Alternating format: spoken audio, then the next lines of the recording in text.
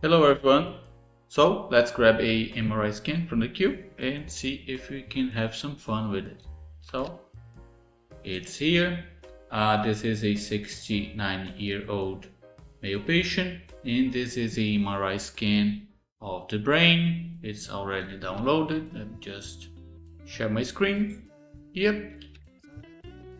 And this is a exam to look for signs of dementia. It says the patient has some kind of rapidly progressive dementia, and we are going to do an unenhanced.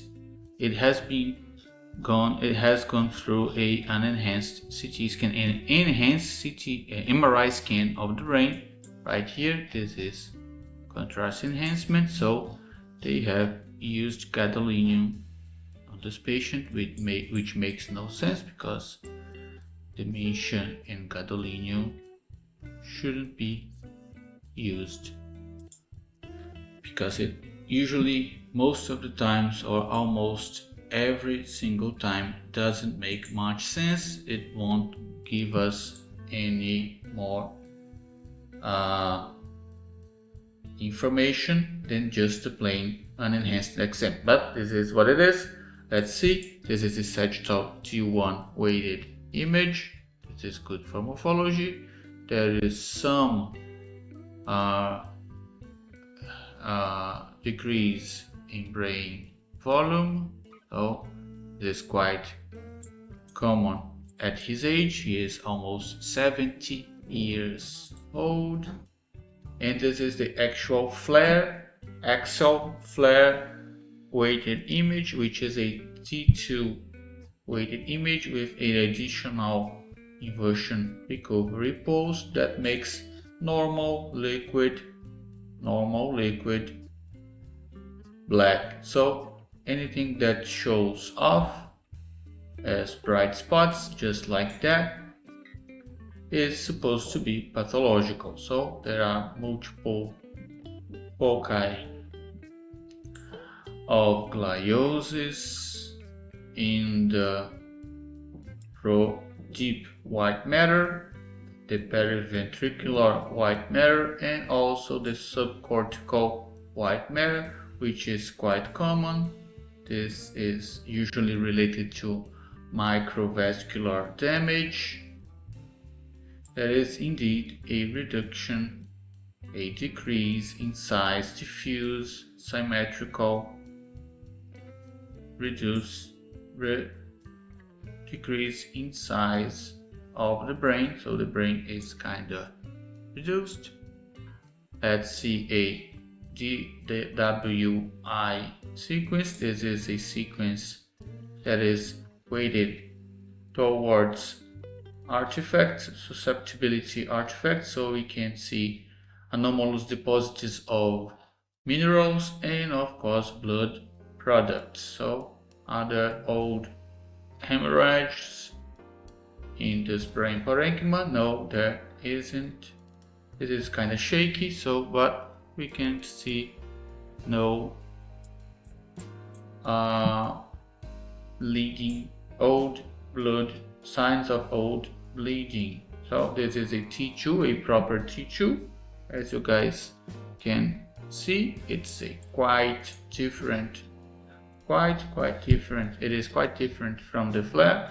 So right here, this is flare, this is T2, this is the same weighting, but here the inversion recovery pulse saturates the normal brain fluid like that. So you can see this is pathological. So the actual T2 weighted sequence is much better for morphology, for anatomy, and the flare sequence is much better for looking for signs of disease. So I guess there is some kind of, it is probably a extra-axial cyst. Let me just measure that. The subarachnoid expensive lesion, probably a cyst.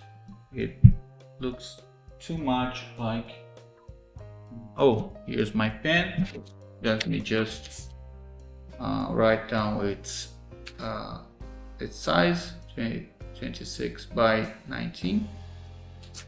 Yeah, so it's right here on the superior cerebellar cistern, and it has indeed some kind of effect, mass effect on the surface, the gyri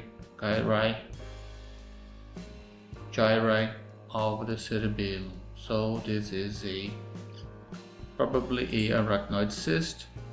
It doesn't show up heterogeneous on FLAIR, it's homogeneous on T2. Is there any? No signs of restricted diffusion, and on T1 it's also black, so it's absolutely similar to the rest of the brain liquid. So this is a arachnoid cyst right there on the posterior fossa. This isn't much, this isn't really a disease, but we have to report it. And we have a mild reduction size of the hippocampus that we can see here on this coronal T2 weighted sequence. So some reduction in size of the hippocampus. The 28 gyrus is a little flattened, and there is some enlargement of the cisterns and the lateral ventricles. So this is a quite common mild dementia case. This is really bread and butter. So that cyst doesn't enhance, and there really isn't much enhancement. This is a T1 sequence, contrast enhanced T1 weighted sequence, so we can look for any signs of anomalous enhanced on the brain parenchyma and outside of it. So face as bad as it is imaged looks fine, so no signs of anomalous enhancement. There is mild reduction of the brain size and mild dilatation of the ventricular system, and this small subarachnoid cyst right there adjacent to the cerebellum. So this is what we have here. Also mild white matter disease. This is mild multiple tiny foci of gliosis, supratentorial white matter gliosis. So let's report it. I have a template for that, so we don't have that much trouble. We don't have to type everything we see on most exams. So let's describe that subarachnoid cyst, and we also have reduction in size of the hippocampus. Let's grab a template for that. So it's a bit reduced. This is an MTA1 type, MTA2 type. This is a type 2, MTA type 2, brain reduction in size. So this is it. It's a fascicus 1 gliosis, and this is it. I'm just going to summarize and make sure the subarachnoid cyst is right on top on the first line of the summary. If you enjoyed this video, I'm pretty sure you're gonna enjoy this one right here. Just click here to keep watching, and of course hit that like button. So consider subscribing to the channel and share this video with people you know enjoys diagnostic radiology. And until next time, I'll see you around.